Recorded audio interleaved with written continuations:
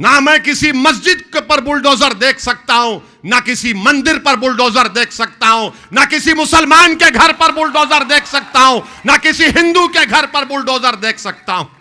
इंसाफ होना चाहिए और इंसाफ का तकाजा यह है कि दादा का बुलडोजर नहीं, बाबा का संविधान से चलना चाहिए। सरकार को बताना पड़ेगा संविधान से चलाएंगे या बुलडोजर का इस्तेमाल करेंगे।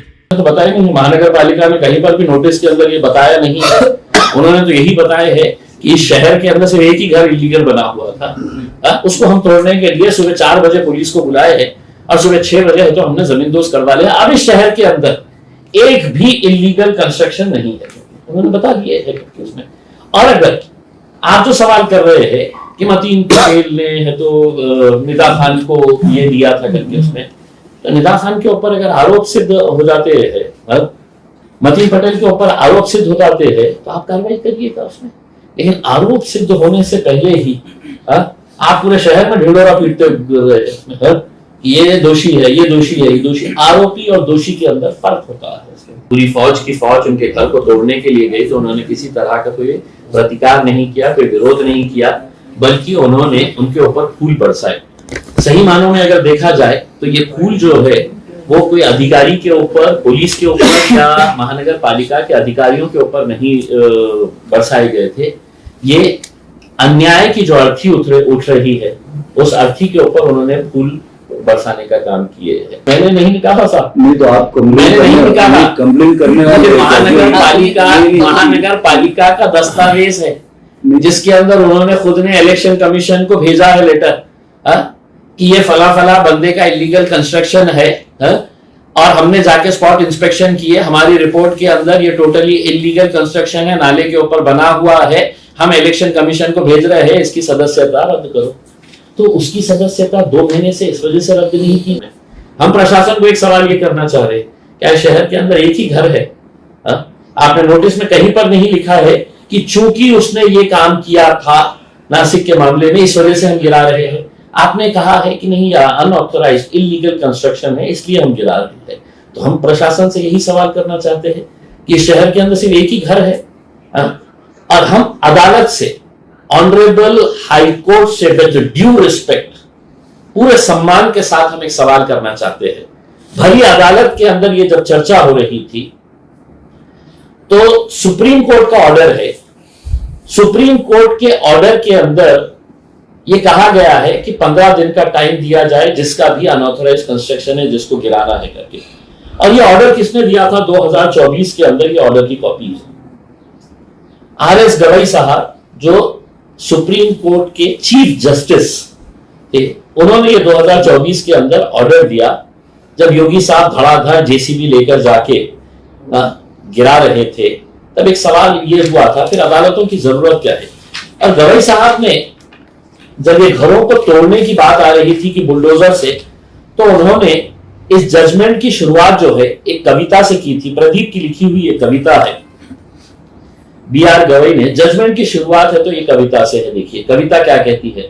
अपना घर हो, अपना आंगन हो, इस ख्वाब में हर कोई जीता है, इंसान के दिल की ये चाहत है कि एक घर का सपना कभी ना छूटे। और उसके बाद उन्होंने 2 पैराग्राफ लिखे हैं, उसमें उन्होंने ये बताया है कि क्या हम सरकार को, प्रशासन को यह अधिकार दे सकते हैं कि किसी एक शख्स के ऊपर कोई आरोप लगता है तो उसके पूरे परिवार को हम बेघर करवा ले, उसका घर जिसके अंदर पूरा परिवार रहता है उनको उसकी सजा दे एक इंडिविजुअल की वजह से। ये सवाल उन्होंने उपस्थित किया है इसमें। हम आज यही सवाल उठा रहे हैं, क्या उस घर के अंदर मतीन के बुजुर्ग वालिद नहीं रहते थे? क्या उस घर के अंदर उनकी बूढ़ी मां नहीं रहती है? क्या उस घर के अंदर उनकी पत्नी, उनके बच्चे नहीं रहते हैं? उनका क्या कसूर है बताइए। इसलिए जब वहां पर लोगों के अंदर रोष था कि महानगर पालिका 24 घंटे भी रुकने के लिए तैयार नहीं है, तब रात में हम गए वहां पर, उनके परिवार वालों से मिले और हमने उनको एक बात कही।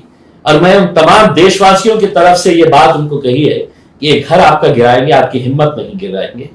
एक घर आपका टूट जाएगा, वो घर हम सब मिलकर बनाएंगे। पूरे प्रोसीजर के साथ बनाएंगे और लोगों के जरिए बनाएंगे। वो लोग जो आज पीड़ित हैं, जो आज परेशान है कि इनकी गुंडागर्दी से, इनके ये जेसीबी लाकर घरा गिराने के, उससे हम लोगों से कहेंगे कि एक ईंट तुम्हारी भी लगनी चाहिए, क्योंकि सरकार के मुंह पे हमें तमाचा मारना है। हमें उन ताकतों, उन जालिम ताकतों के मुंह पे तमाचा मारना है कि तुमने गिराया है। अब पूरे देशवासी मिलकर, कोई 1 रुपया कंट्रीब्यूट करेगा, कोई 5 रुपए कंट्रीब्यूट करेगा, कोई 10 रुपए कंट्रीब्यूट करेगा, लेकिन ये आवाम मिलकर बनाएगी, ताकि है तो अगली बार जब ये जेसीबी निकले तो लोगों को समझना चाहिए कि ये तरीका नहीं है। सजा देने का ये तरीका हिंदुस्तान के अंदर कभी नहीं था। उसमें अदालतें फैसला सुनाती थी, जो भी दोषी है उसको सजा मिलती थी, लेकिन अब उसके पूरे खानदान को, उसके पूरे परिवार को है तो उसके अंदर आरोपी बनाया जाता है।